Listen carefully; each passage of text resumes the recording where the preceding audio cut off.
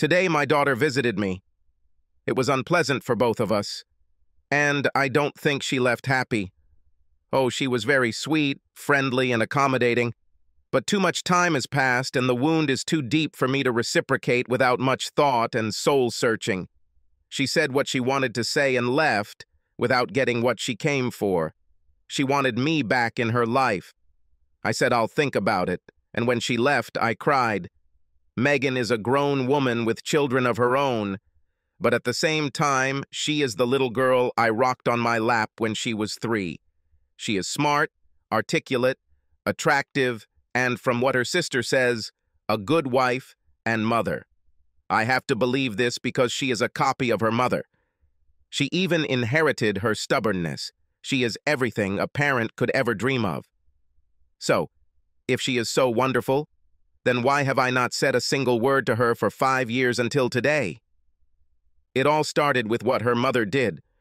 I remember the last words I said to Megan like it was yesterday. It was 5 years ago, at her mother's funeral, after one of the most emotional days of my life. I walked up to Megan at the graveside and told her, with all the gall I could muster, that she was as dead to me as the woman we had just laid in the ground. Then he stuck his index finger in my son Stuart's face and told him the same thing. Looking around the crowd of shocked spectators, I frowned at each one with an expression that made it clear that my words included them. The stunned reactions of my family and friends and their wide eyes will burn deep in my soul for the rest of my days. This was the pain I would take with me to my grave, the pain born of the destruction of our family, the death of their mother, and the loss of their father. I walked away from it all that day, holding the hand of my youngest daughter, Faye. I fell in love with Connie almost from the first minute we met. It's like we've been together all our lives. We fell in love and loved each other from that moment on.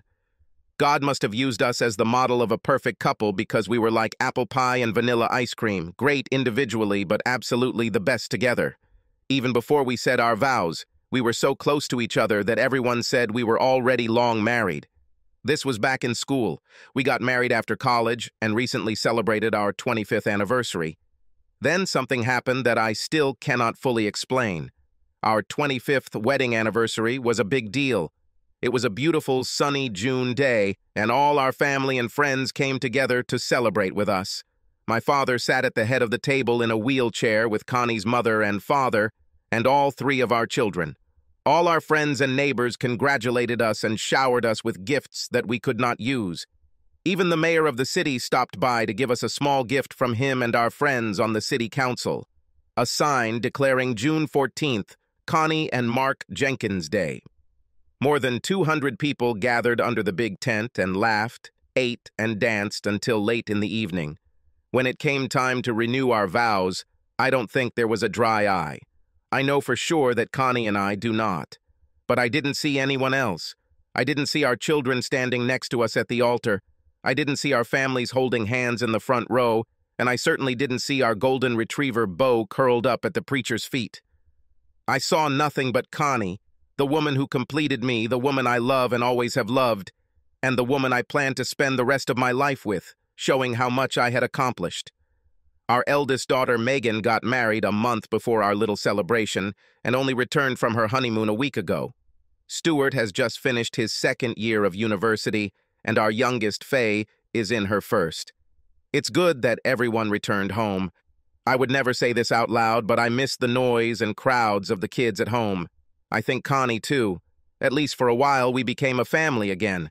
A few days after our anniversary party, I was returning all the chairs, tables, and other party equipment to the rental place when my truck had a minor accident in the parking lot.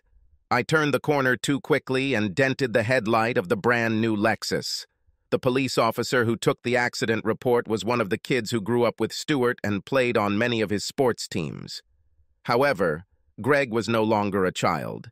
Now he was taller than me, and there was an air of authority in his figure that made him even taller.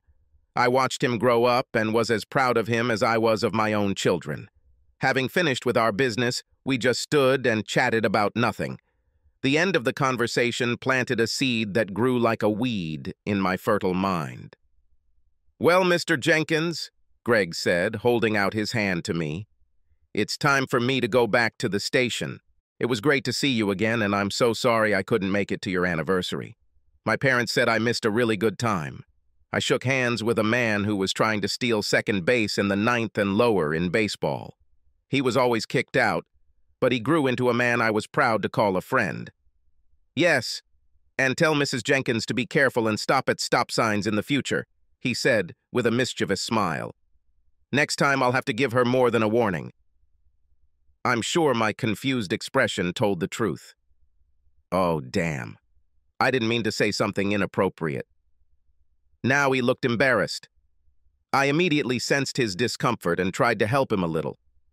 At the same time, I was trying to understand what he was talking about. It's okay, Greg. Connie doesn't always tell me when she gets a driving ticket. She thinks that I will be angry with her and take away her license. I won't do it, but let her think so. Now, so that I can take over at dinner tonight. What was there? I might want to tease her a little, that's all. Sorry, I shouldn't have said anything. I don't want anyone to get in trouble. Nothing special, really. My smile grew wider and I pleaded, there is nothing wrong. Just some light, friendly teasing, that's all. Now what happened? A couple of weeks ago, I think it was Saturday 31, your wife drove out of the Holiday Inn parking lot onto Highway 40 without stopping at the stop sign. She didn't hit anyone or interfere with traffic, but she sped away so quickly that I had to catch up with her and ask her to slow down. I should have punished her for missing a stop sign. But nothing bad happened, and she just got a warning. There was nothing special about it. No problem, Greg. You did the right thing. I will definitely tell her to watch how she drives and at the same time, give her a little teasing. Thank you. It was nice to see you again. I unloaded the chairs and tables and then sat in the truck, thinking about that little conversation I had with Greg. 2 weeks ago, the 31st to be exact, I was at my father's house for the weekend, helping with some things he was no longer able to do himself. This was also 2 weeks after Megan's wedding. I remember taking my dad to the nursing home that day to see if he would finally want to get rid of the old house and move into something smaller. He didn't want to, and I knew it would happen, but I had to try. I spent the whole of Saturday with him and returned home around 9 o'clock on Sunday evening. I didn't notice anything strange, and Connie didn't tell me anything about Greg's warning. She said she spent a quiet day at home reading. I thought Greg must have remembered something wrong because Connie would never lie to me, so I recorded his words in my mind as something strange and inexplicable. About a month after the anniversary party, my sister called and said that after visiting him as usual once every 2 weeks, she found my father on the floor of his kitchen. That morning, he fell and was unable to get into the wheelchair on his own. She said he wasn't injured, just confused. I immediately decided to stay with him on Saturday and try to convince him that moving to a smaller place where people could be around to help would be in his best interest. Maybe this time he'll be scared enough to listen, maybe not. He's a stubborn old brat. Since Stuart and Faye were now home for the summer, I asked. No. I sort of forced them to come with me, playing on my guilt. You guys haven't seen Grandpa for a long time and he won't be with us forever. They agreed to go. Connie said that she would be glad to spend the day in silence and was looking forward to finishing her book. During the hour-long drive, Stuart told me about a girl he met in his Philosophy 101 class that he really liked, and Faye said she was going to finish college without having to deal with boys. After college, there will be plenty of time to pick up a guy. We had a pleasant discussion about the merits of both positions, which inevitably led to me sharing, for probably the 100th time, how their mother and I met and became a couple. My father was more excited than I had ever seen him in a long time, as the children hugged him and sat down to listen to his old, oft-repeated stories. We had breakfast, talked, and just enjoyed the morning. Around noon, he fell asleep in his chair, and we all left to let him rest. Hey, you guys stay here and watch Grandpa, and I'll be back soon. I need to go get something to cut down that old dead tree in the backyard before it falls on the house.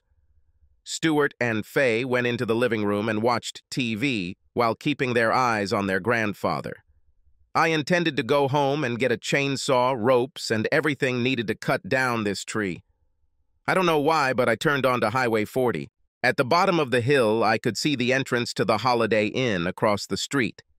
And again, without wondering why I was doing this, I turned into the motel parking lot. When I stopped and looked around, I saw the stop sign at the bottom of the hill Connie was driving down, and how easy it would have been for anyone, even me, to miss.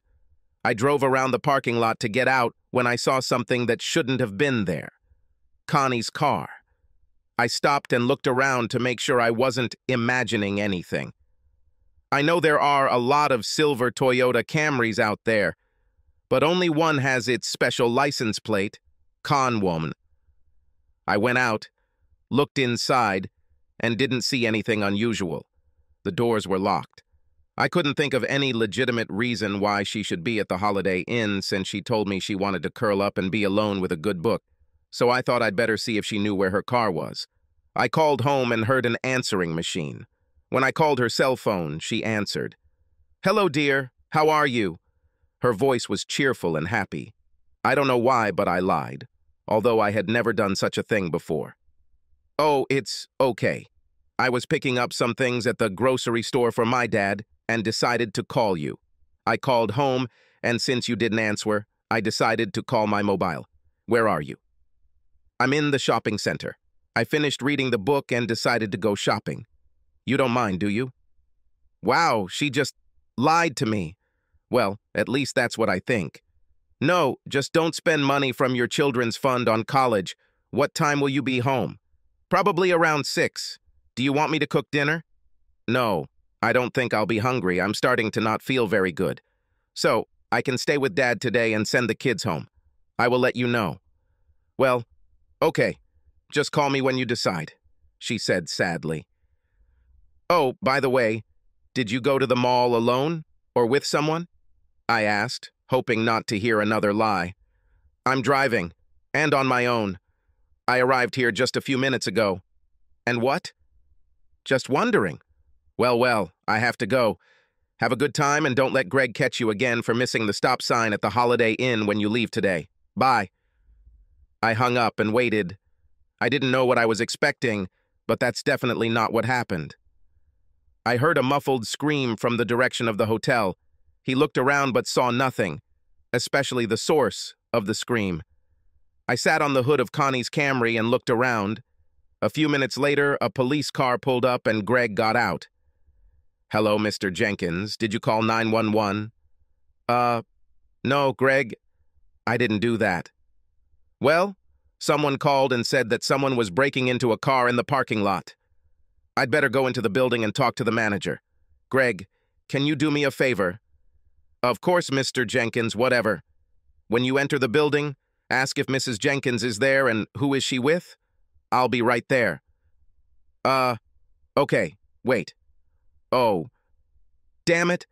Sorry, Mr. Jenkins. I'll be back soon. I'll find out what's going on, come back and talk to you. I'm really sorry." He got into the car and drove to the entrance. I waited and waited, but nothing happened. Finally, a siren was heard in the distance. He got closer and closer and finally stopped when he arrived at the entrance to the motel. The paramedics came out. A few minutes later, they loaded someone into the back seat and drove away. Greg came out, drove up, and came out to me with the saddest look on his face I've ever seen. "I'm very sorry, Mr. Jenkins. There was a small problem inside. An ambulance took your wife to the county hospital. It looked like she was trying to escape through the sliding glass door. The door didn't break, but she was badly hurt. There was a cut on one eye, and she was hysterical. The gentleman who was with her left when the ambulance left. I have his name, address, and statement of what happened. I'm sorry I can't give you this information, but you can come to the station tomorrow and fill out a Freedom of Information Act form and get it. I repeat, I am very sorry that this happened. I've always considered you and Mrs. Jenkins to be a strong family." He held out his hand for me to shake, but all I could do was stare at it. Tears appeared only after he left. I don't know how I did it, but I drove back to my dad's house and stood in the driveway, not knowing which way to turn. When Faye saw me, she felt that something was wrong and ran out. She asked, "What's happened?" But I was too stunned to speak. She spoke louder and louder until I broke down and cried in front of her. I have never cried in front of my children. She also began to cry when she saw her father disintegrate right in front of her.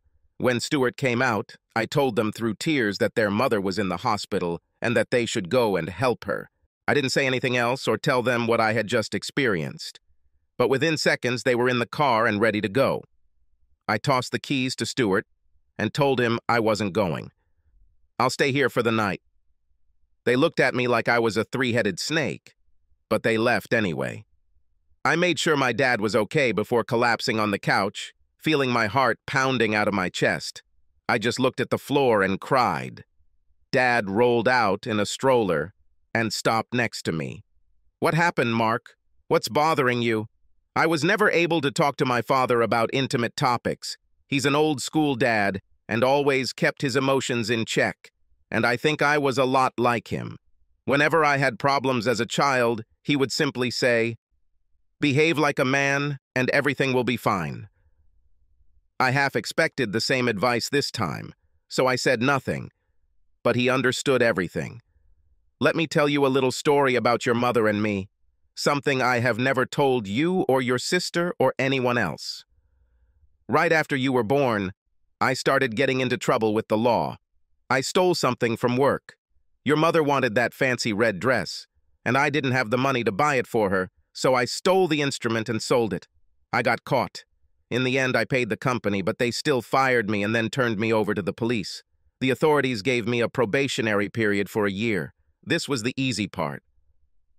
Your mother was angrier at me than she had ever been in her life.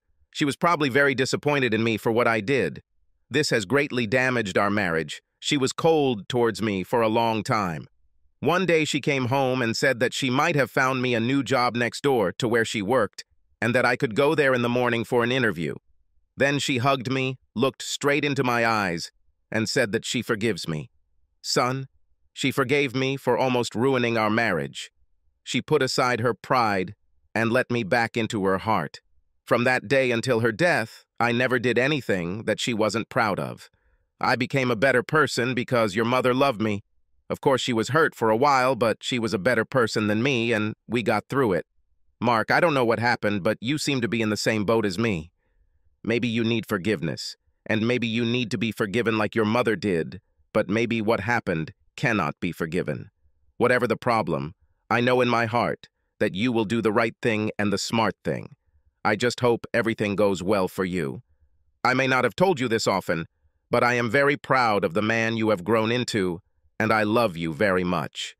He placed his old arthritic hand on mine and bowed his head in silent prayer. Having finished, he quietly turned and rolled into the bedroom. I sat on the couch until the sun disappeared below the horizon. The phone rang at night, but I didn't answer. The same thing happened with my mobile phone. I heard them because I didn't sleep all night. I just lay curled up on my dad's old couch and listened to the crickets outside the window. Morning should be a new beginning.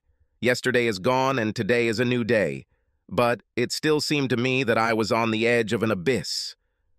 After preparing breakfast for my dad, I went out into the backyard alone and got on the moped. Around noon, I felt a hand on my shoulder. "Hey, Dad, are you okay?" Faye asked, looking down with tired red eyes. Faye sat next to me and wrapped her arms around my neck as if she were 3 years old again. She was crying, too. We sat there until it was time to talk. I didn't want to say anything because I wasn't sure I could do it without breaking down. So I let Faye start. "Dad, Mom is okay. She has a concussion, 4 stitches in one eye, a broken nose and several bruises, but will physically recover. Emotionally, she is a train wreck. The doctor gives her something to help her relax and fall asleep, but she wakes up screaming your name and it all starts all over again. Megan showed up at the hospital, so we were all there for her. Mom did nothing but ask why you weren't there and cried. Dad, she told us what happened and what she did.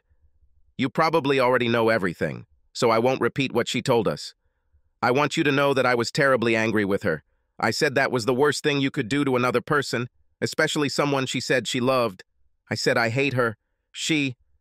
Wait a minute, girl, I interrupted angrily. Never say that you hate your mother. She loves you and you love her. She did something wrong, and I have to figure out what to do about it. Dad, she cheated on you. She lied to you and to us. She doesn't deserve our love. What she did doesn't matter. She's your mother. Yes, she is my mother, but she is also your wife. Do you still love her after what she did? I was silent for a long time, trying to mentally grasp my new world. I don't know, I'm still in shock. I need to get my emotions and thoughts under control before I say or do anything. Right now, I am not able to think because my heart hurts so much. I do not know what to do. Dad, I will always be there. Whatever you decide, I will support you. I may not agree with your decision, but I will be there for you. I love you, Dad. We hugged and cried and finally sat back, watching the hummingbird fly back and forth between the hollyhocks and the old oak tree, each of us lost in our own thoughts. I spent the weekend with my dad and talked on the phone with Megan and Stuart. I refused to talk to Connie when they asked. I was not ready for her to see me or hear my words in this state. When Monday morning arrived, I called work and told my boss that I had family problems and needed a couple days off. I spent the next 3 days sitting in the backyard, wallowing in my sorrows. Faye didn't leave my side. I think she was worried about what I would do. I sat in the backyard and thought about how well Connie and I had the last 25 years. Not everything was perfect, as in any marriage, but the good times far outweighed the bad. I didn't have the details of what she was doing. In fact, I think my children knew more than I did, but I certainly knew the main thing, and that was what I couldn't stand anymore. It was hard enough knowing the little I knew, but hearing everything described step by step would absolutely kill me. The lunch Faye brought me sat untouched on the table next to the roll of paper towels I used to wipe my tears. It had been 2 days since my world had been turned upside down, but now I was no clearer in my thinking than I had been yesterday or the day before. "Hi, Mark!" A familiar voice burst my thought bubble and again launched a whirlwind of emotions. Without turning around, I muttered, "Hi, Connie." I waited, motionless, and watched as she pulled up a chair in front of me. I didn't know what I looked like, but if I looked half as bad as she did, my next stop would be the morgue. "Sorry, Mark," she said, looking at her hands. They had always been beautiful and strong, like everything else about her, but now one of them was covered with a large bruise and the other with a large bandage on the back of her. When I first looked at her face, I saw a terrible bandage running across the middle of her face, holding the broken bones of her nose together. A large gauze bandage over one eye hid the eyebrow and the stitches underneath. The other eye was surrounded by a nasty black and orange bruise. She looked, as Faye called it, like a train wreck. She used to be so beautiful, but now she has become so ugly. I don't know how much of my opinion of her appearance was due to my broken heart or whether she had truly become ugly. "Mark, I came here to apologize. I know an apology isn't enough to make things right, but it's all I have. Megan brought me here because I was still too upset to drive. I needed to see you, talk to you, and for you to understand what I did to you, to us. Mark, I screwed up, not you. You didn't do anything wrong. You don't deserve any of this. No matter how much I hurt you, I feel the same pain, if not more, because I was the one who did it. The pain was self-inflicted and may have destroyed something that means more to me than life itself. Mark, I want to tell you what happened, and maybe... No, I don't want to hear anything from you.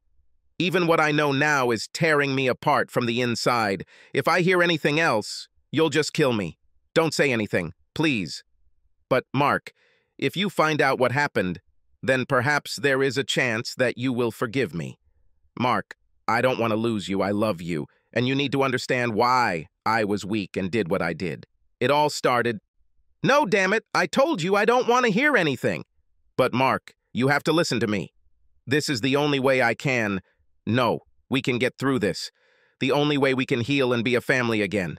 Please, Mark, just listen. I said no. I got up and left, leaving her sobbing into my black and blue hands. Dad, please listen to her, Megan said, coming up to me as I walked into the kitchen. She needs you to listen and forgive her.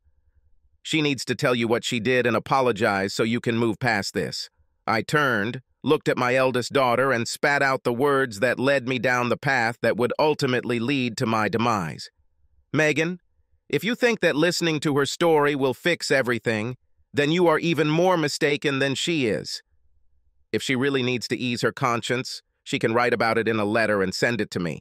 I'm not going to sit here and listen to her excuses for why she abandoned a 25-year marriage and destroyed me in the process. I can't be near her. Now I don't have the strength to forgive her. I got into the car and sped away, not knowing where I was going, when or if I would return. I didn't cry that much while driving because most of my tears ended up on the bricks of my dad's patio. Now I just needed to get away and think. When I returned to my dad the next day, Faye greeted me at the door with a smile and a hug. At that moment, I needed that smile more than anything in the world. She told me that with all the unhappiness in the world, someone can still be happy. She gave me hope that someday I would be able to smile again. But she didn't tell me if what I decided to do would make anyone else smile. Dad was also happy to see me. As we sat down to dinner, I told my father and daughter about my future. Dad, I decided to move here for a while, to live with you. I need to be away from work, and you need my help with cooking and cleaning. And trust me, Dad, I've tasted enough of your cooking to know that you need someone who can cook you more than just bacon and eggs. Faye, can you help me get some things from the house? I can't go there while your mother is there, and I need some things for work here too. You can tell everyone that I will live here until I find a more permanent solution. For now, just say that your mother and I broke up. Don't go into details. Just leave it as it is. Okay, Dad. I'll come back tonight and get what you want. Just make a list. Do you want me to say something to Mom? Just tell her that I will live here, and don't let her call me. When I'm ready, I'll call her myself. I gave her my list and spent the evening discussing our new living arrangements with Dad. From the expression on his face, I realized that he was happy about my return home, but also upset about the reason for it. He made no mention of Connie or the events of the last few days. We even did something we hadn't done for many years, played checkers. Of course, he won. When Faye returned with my things, I was surprised to see the car so full. I also took my things, she said firmly. I'll take the guest bedroom and live here until classes start. She had a hard expression on her face as she helped unload our things. Later that evening, I asked her what happened. Faye's face contorted as she began to speak. Can you believe what my sister said? She basically said that you were being childish and that you should go home and make peace with your mom. And Stuart was just as bad. He basically said that at one point or another in their life, everyone cheats on the person they love. No problem, he said. He said that you should just forgive your mom and go and get a girlfriend on the side yourself. Can you believe what these two said? Assholes. Well, you know, Faye. Dad, I'm not in the mood to listen to this. You didn't do anything wrong, and now you're sitting in your grandfather's house, and everyone thinks you're bad. It was Mom who ruined everything. She doesn't deserve forgiveness. This is one of the reasons why I am here. These three think you're wrong for not crawling back and apologizing. I can't live with all this, and I put my things in the car when I put yours. Faye was steaming. I knew there was no way to convince her otherwise once she had made up her mind to do something, so I just sat quietly and let her anger burn out. I spent the next 2 months trying to make my life as normal as possible. I went to work every day, helped around the house, and even taught Faye how to make a mediocre vegetable lasagna. Every 2 days, Megan or Stuart called me and asked when I would be coming home. Connie stood in my mind's eye, waiting for my answer. I told them I was at home with my dad and didn't want to talk to Connie or hear about her. Once or twice they still tried to say something, but I just hung up. One day, Stuart appeared at the door and said he had something important to tell me. We went out to the backyard and sat on the patio so he could say what he wanted. Dad, you must return home immediately. It's been 2 months now, and Mom is worse than ever. I have to go back to college in a couple of weeks, and I can't leave Megan alone to take care of her mom. No one knows what she might do when one of us isn't around. She cries all the time, doesn't sleep or eat. I lost a lot of weight. Some of your friends came to visit, and they are just as worried as we are. She does nothing but sit at home and mope. We tried to get her to go out to eat or go shopping, but she started crying again. Dad, I think you've punished her enough already. You need to get over your petty grievances and go home. She's sorry that you're hurting and it's hurting her. Now forget about it and go home. I sat silently and looked at my son. This is the man I coached in baseball and football and helped him earn his Eagle Scout badge in the Boy Scouts. But he has changed. He was no longer the son who made me proud of my grades and life choices. His values have shifted somewhere to the side. He thinks that what his mother did is good, and if it is good for her, then it will set a precedent that will show that it is good for him too. I have always told my children that promises are very important and should be taken seriously. I always tried to instill good moral values in him, both by word and example. No, I think Stuart's mind is blown now. Stuart, you are a man now, and I can tell you as a man to a man. Get the hell out of my house. How dare you come here and accuse me of being immature? I'm not the one who screwed up. If you support what your mother did, then you have changed, and not for the better. So, go home and take care of your mother. I'll be here until I decide not to. Now get out of here before I throw your ass out. I got up and entered the house. A few minutes later, I heard his car drive away. Faye returned to college in the last week of August. I hadn't heard anything from Megan or Stuart, so I assumed that Stuart was back at college and Megan was going back and forth between her new husband and Connie. They didn't call me to tell me anything. Now it's just me and Dad left. In mid-September, I received a letter from Connie.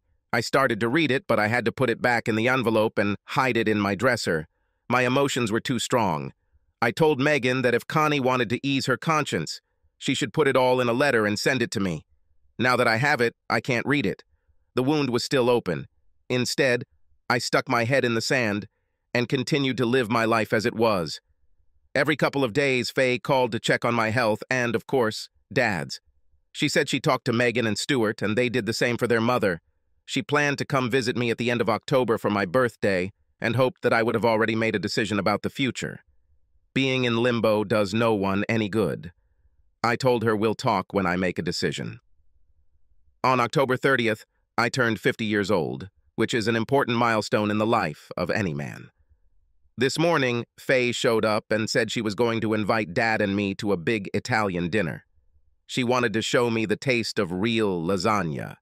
I smiled at her little joke about my cooking. I am sure that this smile was the first in recent months.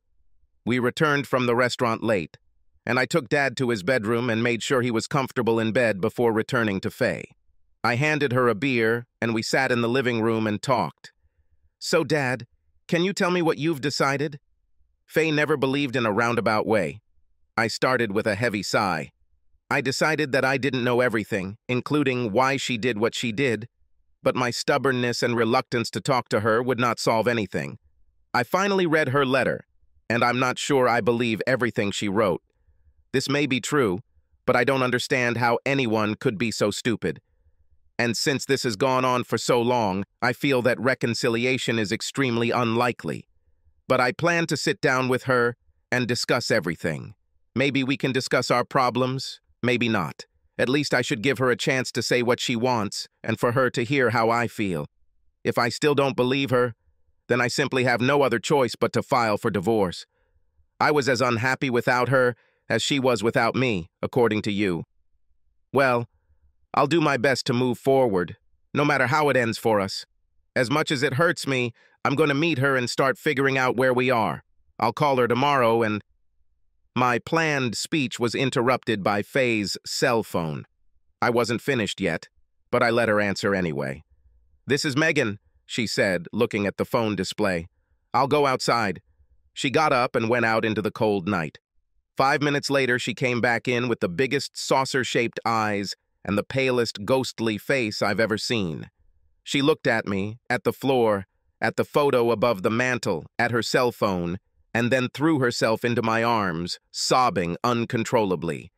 She cried into my shoulder while I held her tightly, waiting for whatever had caused her turmoil to pass.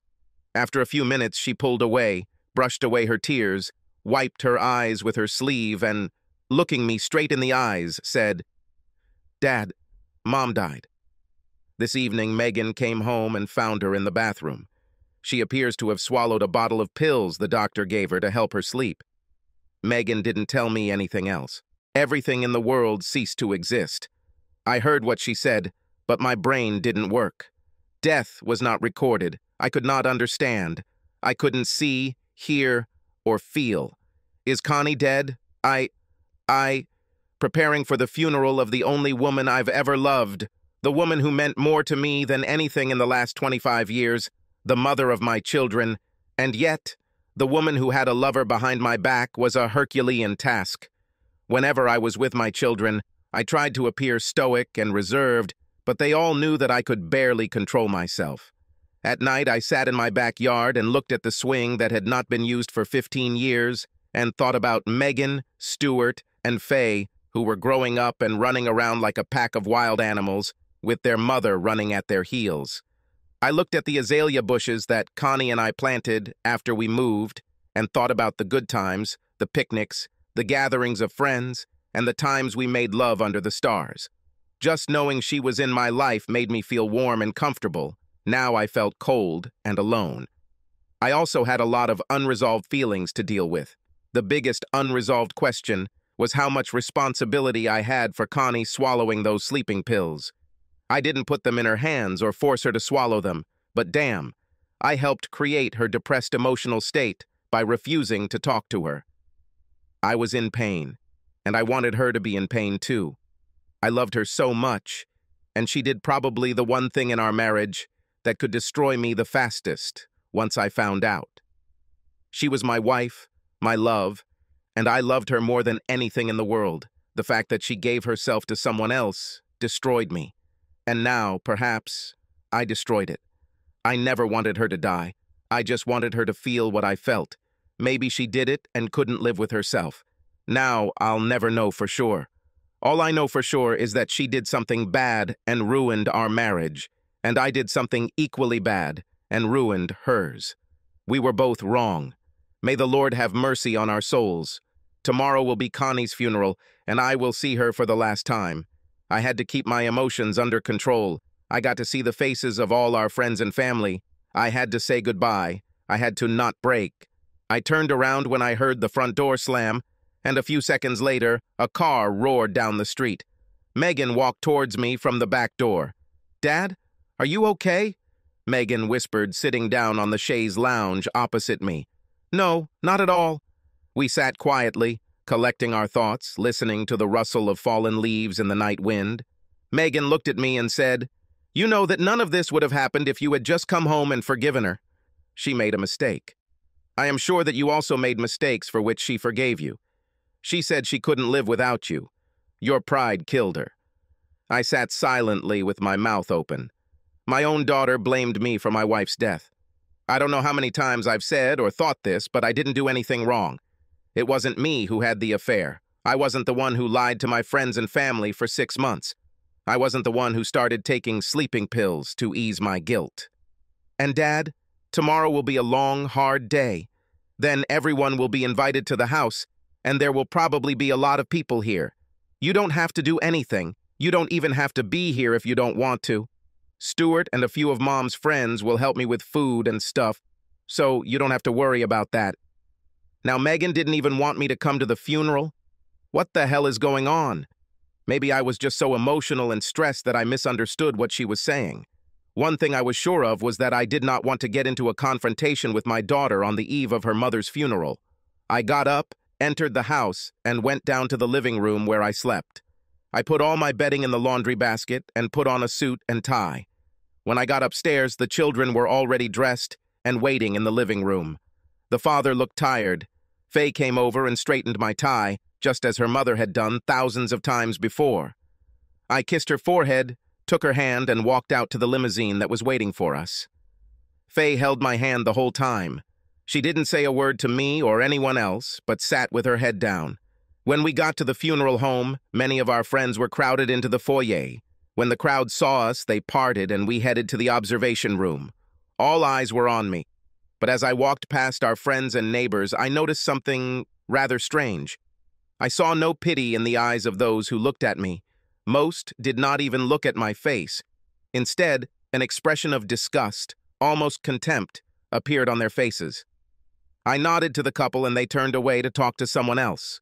As I walked past my boss from work and his wife, he extended his hand and shook it, telling me how sorry he was. Our friends, standing on either side of him, looked at him with the same strange, contemptuous expression that they looked at me. He was the only one who said anything to me. The children received expressions of condolences from those I had already passed by. I didn't understand what was going on.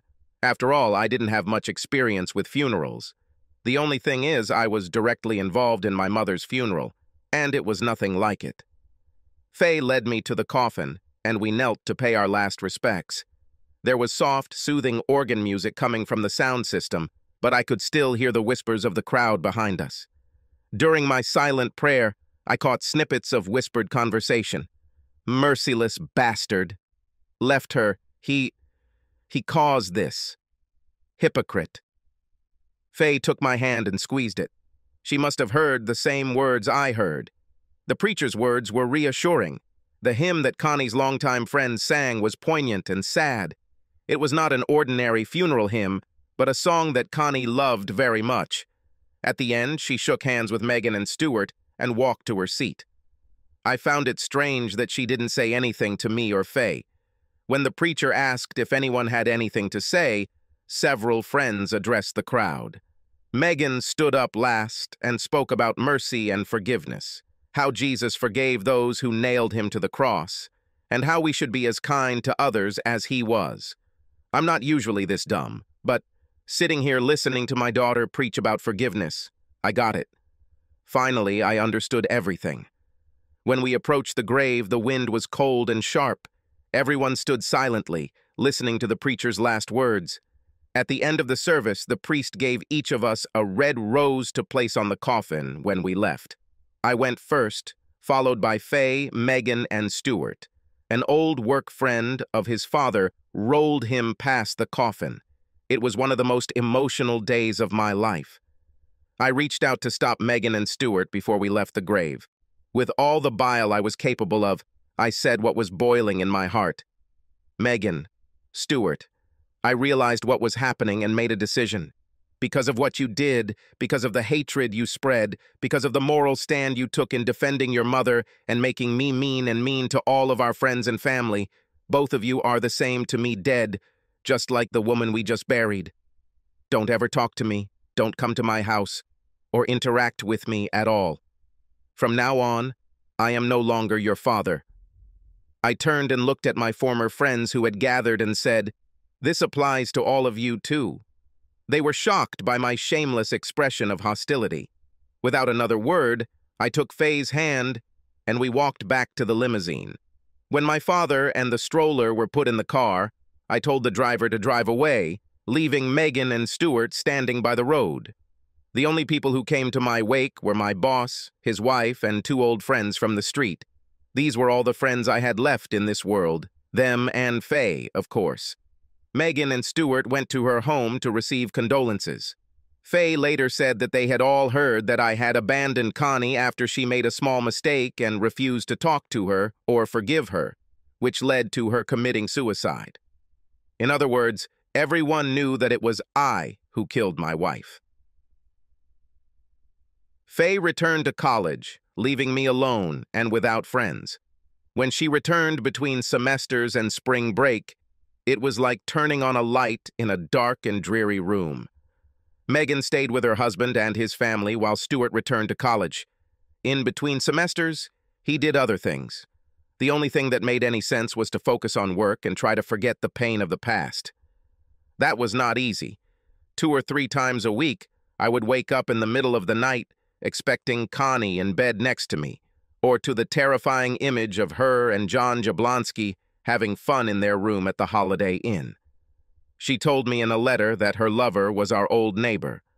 About 2 years ago, he and his wife moved to the other side of town. Time passed, and the pain became easier to bear. Megan gave birth to a girl and named her Connie. A year later, she gave birth to a little boy, whom she named Chance, after her husband's father. I didn't see my grandchildren. Stuart married the girl of his dreams. whom he told me about in college. I received an invitation to their wedding but didn't go. 2 years later, she filed for divorce. Apparently, he followed his mother's example and cheated on his own wife. He said that everyone cheats at one time or another, and I think it was this warped attitude that led to his divorce. He moved to California, and I haven't seen him since the funeral. I know all this because Faye inserted little tidbits of information into the conversation at every opportunity. She wanted me to be aware because, no matter how wrong they were, they are still my children. My best friend in the whole world was my boss at work. He helped when I needed to talk and looked away when I was too sick to work. At the very beginning, he even told me that he would give me a year to get myself in order, otherwise he would have to replace me. This little speech motivated me to become the best manager in the company, so good that I was offered a senior manager position in Florida, 4 years into my new life. Within 3 months, I sold my house, moved everything to a new, much smaller house in Orlando, and began running an entire distribution center in the eastern United States. I lost all my friends in Maryland. Only a couple of people could even talk to me, let alone invite me somewhere. Everything was not the same as before, and all but a very few turned their backs on me and left me alone.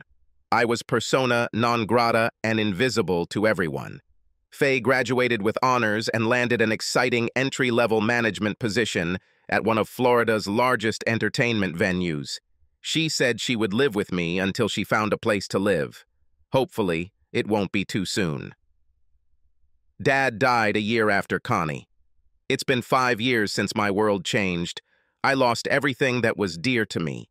Everything except one thing, my daughter Faye. But even she sought to create a life for herself. I had to find my own, or I would be destined to die a miserable old man with no one to love but my golden retrievers. Boy, doesn't that sound pathetic? Let's face it, I needed something to do. I have always had a hobby, writing. For the last few years, all I've done is write business reports, but as my job became routine and I got older, I started writing short stories again, and even sold a couple to a local literary magazine. One weekend, while Faye was on a date with her boyfriend, I began a rough outline of what I thought would be another story. It became an outline for a story about a particularly difficult part of my life, and ended up being much more than a short story. I thought long and hard about how to start it because I knew it would bring up memories and emotions from the past that would rather lie dormant in the dark recesses of my mind. One evening I started writing it. 4 months later, working every evening after my day job, I had a completed first draft of a manuscript that I thought was pretty good.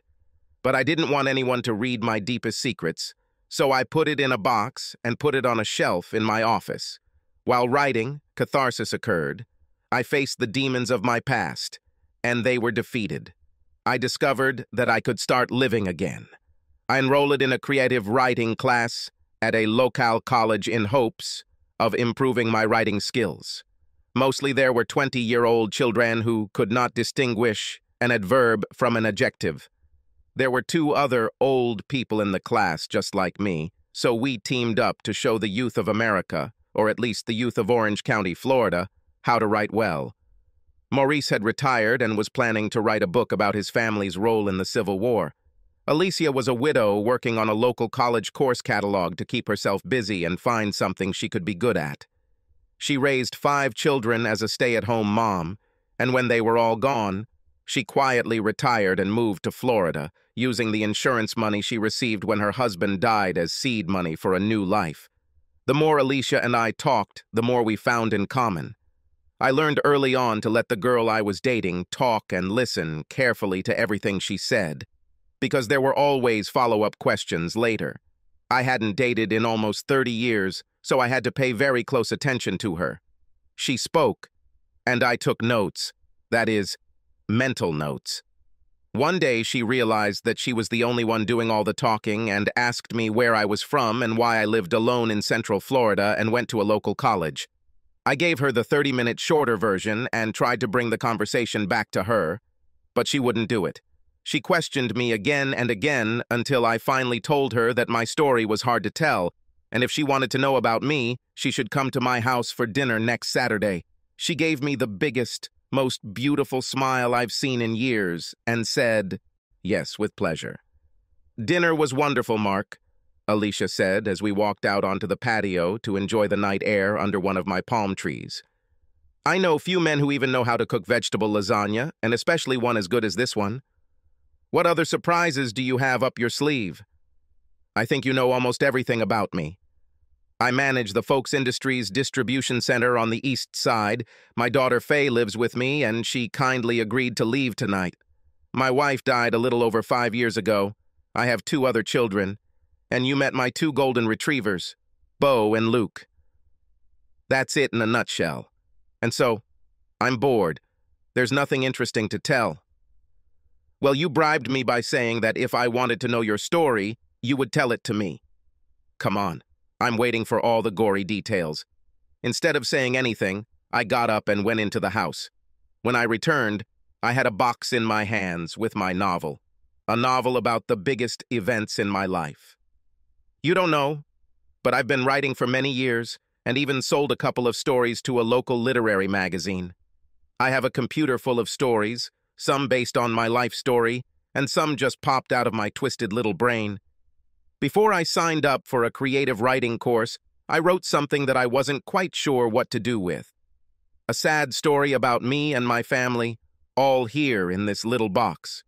Writing this down helped me overcome the pain I felt when my wife died and my family fell apart. I've never shown it to anyone before, but I'd like to hear your opinion. I think it's only good as a stop to hold the door open on windy nights. But I'd really like to hear from someone whose work I admire.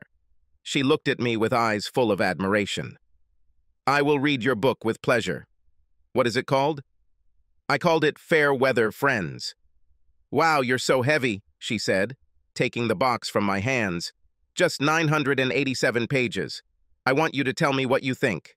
Be honest, brutal if you have to, but I want someone other than me to comment on it.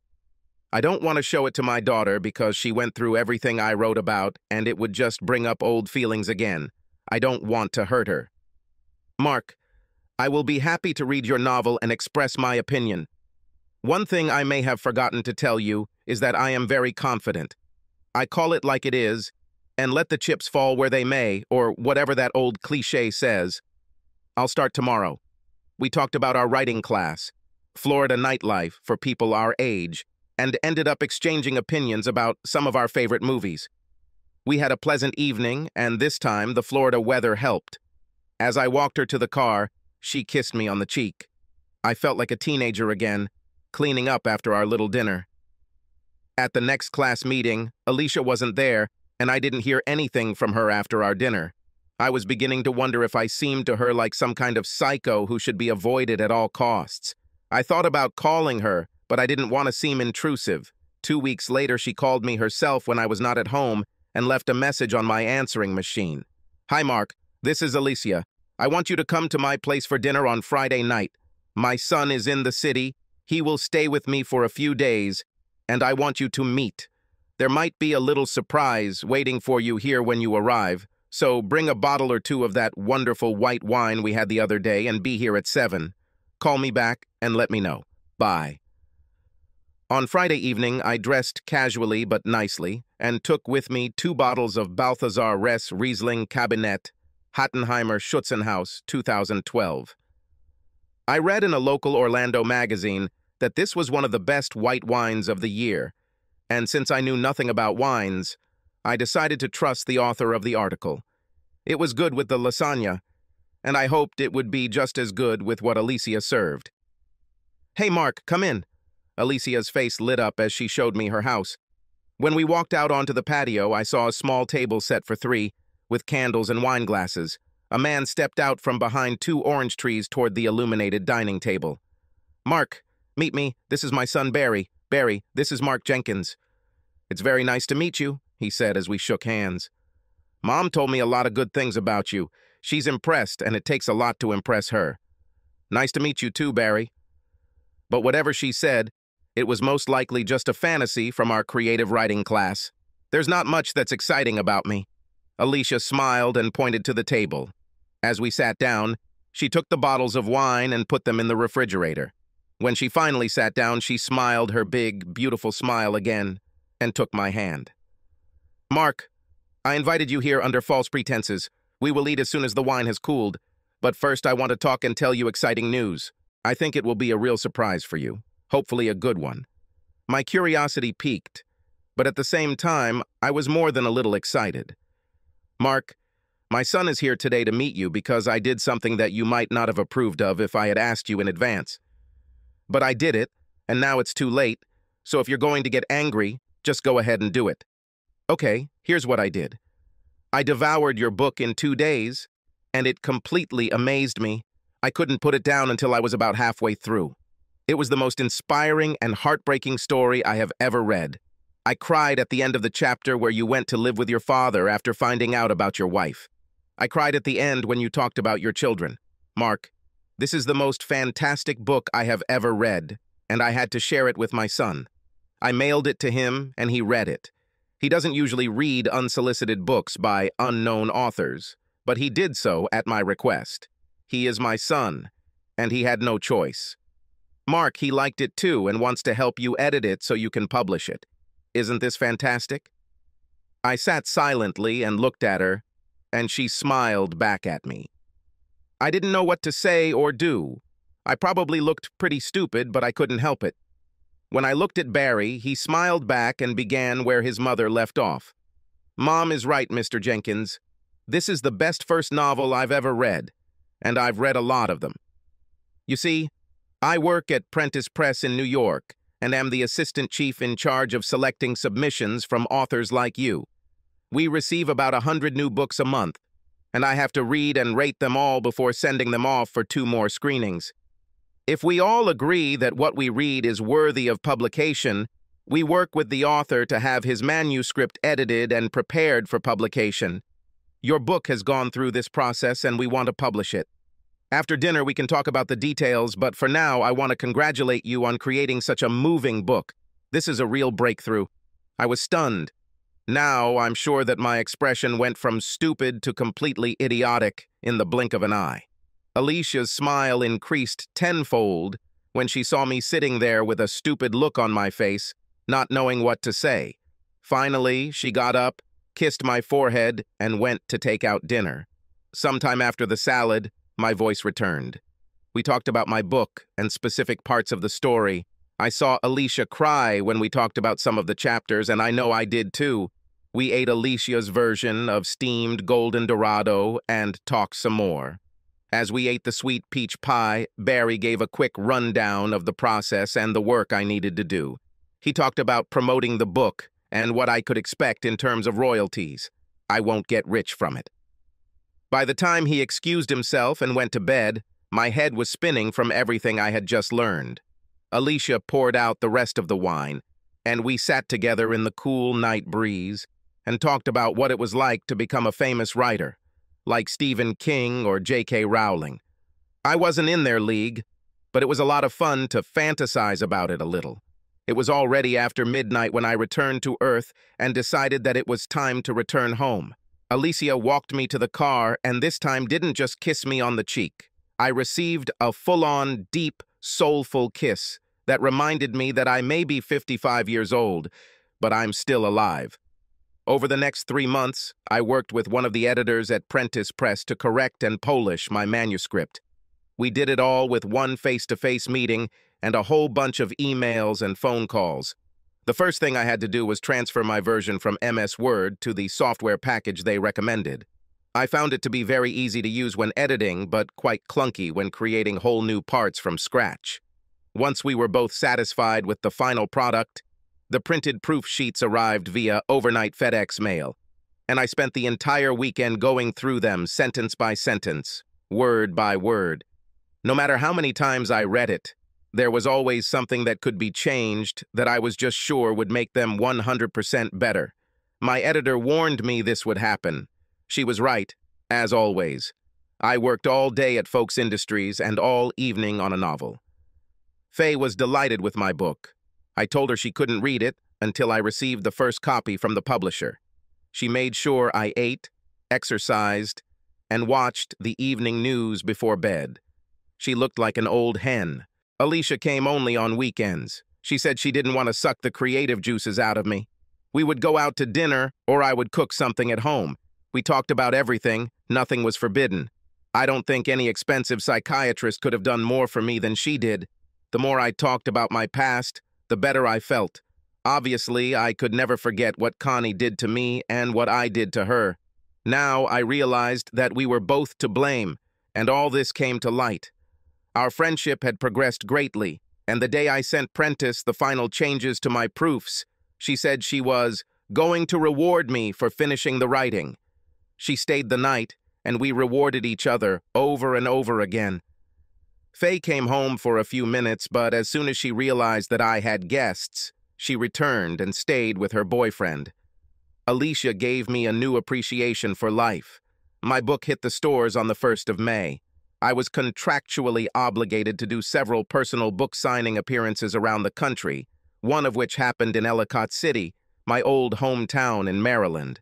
I was both alarmed and scared by this. I took 3 weeks off and went on a book tour. One can imagine the author's life as glamorous and uncomplicated. The reality is that this is anything but that. For 28 days, my routine was to board a plane or train to a new city, check into a hotel, and, without unpacking, because I wasn't going to be there long enough, go to the book signing and talk to everyone in the long line of well-wishers and fans about how my book changed their lives. I really enjoyed talking to everyone at the book signings, but the travel and hotels got old very quickly. In 2 cities, Alicia showed up unannounced for me to sign her book, and my tour signing routine turned into absolute joy. She acted shy and modest, and I played a world-famous writer seducing one of the local women. She spent the night with me and helped me get rid of all the ailments that air travel can cause. Every time she left, I felt an emptiness in my existence, where she used to be. We talked on the phone, but it wasn't the same as holding her in my arms. I was beginning to feel something that I had not felt for many years, something in my heart that only a lover could understand. I hoped she felt the same. The last stop on my tour was my old hometown. I asked if they could arrange for it to be the last one, and Prentice was very accommodating. I knew very well the bookstore where I would meet the public, since it was only a few miles from my old home. The event was supposed to start at noon and last until 4. When I arrived at the store, there was already a long line of people waiting in front of a table where about 50 copies of my book were neatly laid out, along with a large poster with a photo of me on the dust jacket and a photo of the book announcing the time when I would be able to sign books. I looked around and saw several people in line that I remembered. First in line were my old boss and his wife. I immediately walked up to them and hugged them both before I was told to sit down and start signing. We exchanged phone numbers, addresses, and emails, and I promised to come back and invite them both to dinner. I was so happy to see them that I almost forgot about the growing line behind them. I signed books, chatted a bit, and smiled at everyone in line. A couple of times I got up to take a photo with someone. Overall, it was a much better experience than I expected. About half an hour after I started, one of my old friends came over and handed me a book. He was one of those people at Connie's funeral who wouldn't look me in the eye or talk to me. I signed the book to my old friend and then smiled at him and shook his hand in a friendly manner. And then he did something I never expected. "I'm very sorry that I treated you like that. I didn't know until I read the book." He turned around embarrassed and walked away. Similar apologies came in from several of my former friends throughout the day. People I called friends apologized for the way they treated me or judged me. I was almost embarrassed when they left. The most surreal moment came when Lenore Jablonski walked up to the table with a copy of my book to be signed. She came up with an awkward smile and said, "Hi, Mark. It's a shame we met again after everything that happened, but I thought I should meet you face to face and sympathize a little. I can't apologize enough for what John did to you, but if it makes any difference, you should know that I kicked him out shortly after Connie died. We've been divorced for 4 years, and I'm engaged to a contractor in Annapolis. Oh, and just in case you heard anything, there were rumors around town that you were looking for John to sort of get revenge for the pain he caused. He must have heard about it because one day he quit his job and took a job in Saudi Arabia as a computer consultant. I haven't seen him since then. And yes, I started this rumor." She stood in front of the table, smiling and holding out a book. I didn't know what to do or what to say. After a minute of silence, during which we simply looked at each other, I took the book and signed, "Lenora, friend, not only in good weather, I hope that some of the words in my book will help you find your own liberation, as I found mine. Thanks for listening." I walked around the table, and we hugged for a minute before she left. At the end of the appointed time, there was still a line in front of the table. I looked up and was very surprised. Megan was standing at one of the bookshelves and looking at me. She didn't come over, didn't say anything, and looked completely depressed. When I looked up after signing another book, she was gone. I stood up and looked around, but she had already disappeared. Faye was the last one in line. We hugged and chatted for a while as she walked me to her car. She drove me back to the hotel, and no, it wasn't the Holiday Inn, and we sat in the car for a while, talking about Alicia. Faye liked it, and she hoped I did too. When I told her that I thought I was in love with her, she threw herself on my neck and began to cry. As luck would have it, just as she was hugging me, a police car pulled up and flashes its headlights. Sergeant Greg got out of the car and knocked on the window. Once we all got to know each other, it was like old times. We chatted, laughed, hugged, and I told him what I was doing in the city. He hadn't read my book, so I took one of mine and signed it for him. I wrote on the cover, "Greg, know that you changed my life. No hard feelings. Someone had to do it." Greg left on call, and Faye and I went out to dinner. All in all, returning to where it all started was not as traumatic as I expected. It was a big shock to see Megan standing on the other side of my door. Alicia and I had just finished breakfast and were talking about the latest New York Times bestseller list and how Fair Weather Friends is now #3 in the nonfiction genre. But all this disappeared into oblivion when I saw my daughter. "Hi, Dad. How are you?" Megan asked, with a hint of embarrassment in her voice. "Hello, Megan. I'm fine. What can I do for you?" "I was just in the neighborhood and decided to pop in and see how you were doing." "This area is 900 miles from yours, Megan." "A little out of your way, isn't it?" I felt a hand on my shoulder and turned around to see Alicia. "Would you like to introduce me, Mark?" she asked with a note of command in her voice. "Alicia, this is my daughter Megan." Alicia pushed past me and hugged Megan tightly. "Come in. I've heard so much about you." The two women completely ignored me as they entered the living room.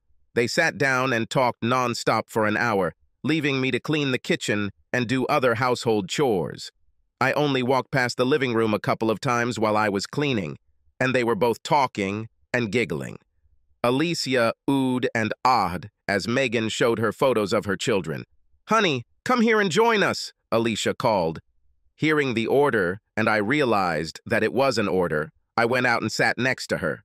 She grabbed my hand, more to hold me than as a sign of love. Megan looked at our intertwined fingers. The silence lasted longer than was comfortable. "Okay, since you both won't say anything, I'll do it," Alicia said hoarsely. "Mark, I invited Megan here because she wants to tell you something. I knew you wouldn't invite her, so I invited her myself. I know that I am just a guest in your house, but if you want me to continue to be a guest, then you will sit here and listen to her." My eyes darted between Megan and Alicia. They literally surrounded me. I didn't want to start a new battle, so I leaned back and prepared to listen. "Dad, I came here to find out how you are doing. I also came to apologize to you. Dad, I was wrong about many things, and first of all about you. I was convinced that everything that happened to Mom, Stuart, and me was your fault. I saw only part of what was happening then. Only after reading your book did I see everything from your point of view. I felt so stupid when I read what you wrote and how hurt you were by everything. I guess I never thought you had feelings. After all, when we were little, you almost never expressed any emotion. Your book helped me grow up a little. I never understood that I am a grown woman with a husband and children, but at the same time, to you, I am still an innocent little girl. I always considered my mother a saint, even after what she did to you. You were always strong, confident, and oblivious to everything that happened in the world, but now I see that you used it as a shield to protect your feelings. Mom broke through that shield and hurt you more than I could have ever imagined. I believed that if you could be as strong with her and tell her that you forgave her and come home, then everything would be fine. What I didn't realize was that you were strong enough to give up on someone you'd loved for over 25 years to protect us all from her mistake. Dad, I'm sorry I didn't do you justice. Instead, I left you and told everyone we knew that it was all your fault. After my mother died, I told people that she died because of what you did. I was wrong, and now I know it. I just started to undo what I did. I bought many copies of your book, took them to all your mom's old friends and asked them to read it. I told each of them that you did nothing wrong and that you were hurt more by what happened than anyone could imagine. I saw you at the signing a few weeks ago and stood watching you. I wanted to come up and hug you, but I didn't have the courage. I'm here today to apologize and ask if you would be willing to be a part of my life again. More than 5 years have passed. You have 2 of the most beautiful little grandchildren you have ever seen. I want you to come home. I want you to be my father again. I don't want to be dead to you anymore. I love you, Dad, and I want you to love me again. Please. Megan put her head in her hands and cried, and then I felt a pang of guilt. When I looked at Alicia, I saw that she was looking at me, waiting for me to do something. I thought about what she said and how I could handle the situation. Thinking about this, I decided on delay tactics. What about Stuart? I asked Megan. How does he feel about me? Did he know you were coming here? Stuart is such an ass. I think what Mom did hurt him the most. After Lori caught him cheating and divorced him, he moved to California and began living there. For the past few years, he has been bouncing from one girlfriend to another. From what I heard, he was with a married woman whose husband objected to their activities quite strongly, and Stuart decided to leave town rather than face the consequences. He still believes that everyone changes and that it's not a big deal. He doesn't know I'm here, and I don't care what he thinks. Well, her little tirade didn't give me enough time to think about what I wanted to do, so I decided to wait again. Megan, what are your plans now? You will stay in the city? Do you have somewhere to stay? I'll stay with Faye. She wanted me to check out her new apartment, so I'm going to stay there for a couple of days and then come home. I'll tell you what I'll do. I'll think about everything you said today and let you know what I decide. This is the best I can do now. Dad, to be honest, I didn't even expect this. Thank you. Now I'll go to Faye. Alicia, it was nice to finally meet you. I hope we meet again soon. Take care of my father. Megan left as suddenly as she appeared. I had a lot to think about, but this time I had a guide who wouldn't let me do anything stupid. Alicia was now a part of me, and I couldn't imagine my life without her. When I had a moment alone without Alicia, I gave vent to my emotions. I didn't want her to see me cry. When Alicia and I returned from our Caribbean cruise, we immediately flew to Maryland. The cruise was a gift from Prentice Press because Fairweather Friends had reached #1 on the New York Times bestseller list. I met my 2 grandchildren, now 2 and 4, and showed Alicia around the city. There were many memories in the old house, and Megan and I began to create new ones, as father and daughter again. Alicia had a lot of experience being a grandma and gave me some very helpful tips to help with the awkward moments. But the best moment came over dinner with Megan's family when I told them that Alicia and I had decided to get married. We had made a decision about our cruise and wanted to tell Megan the second. Faye has already started planning the wedding. We were going to visit Alicia's children and tell them the news. Alicia and I are very happy. We both said that when we were younger, we never expected our lives to turn out the way they did. With the naivety of our youth, we believed that we were invincible and that our first true love would also be our last. Everything happened not as in some fairy tale, but as in the real lives of millions of other people. I was happy with Connie for 25 years and hope to be just as happy with Alicia for the next 25. Maybe I'll write another book about this.